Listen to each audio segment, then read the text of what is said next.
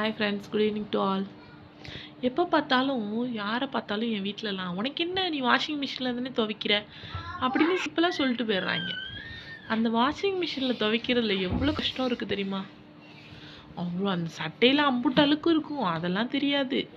ஏதோ என் ட்ரெஸ்ஸில் உள்ள ஒரு சின்ன ஒரு சாயம் வந்து என் புருஷனோட சட்டையில் பட்டுருச்சுன்னு வைங்களேன், அப்படியே என்னமோ ஐயோ அவ்வளோ திட்டுவாங்க. உனக்கு இதில் கூட துணி துவைக்க தெரியலையா அப்படின்னு திட்டுவாங்க.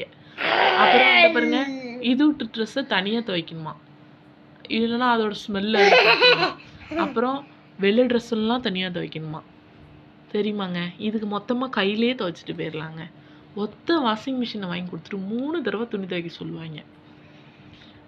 இந்த மாதிரி எல்லாம் எத்தனை பேர் திட்டு வாங்கியிருக்கீங்க? தயவுசெய்து கமெண்ட் பண்ணுங்க.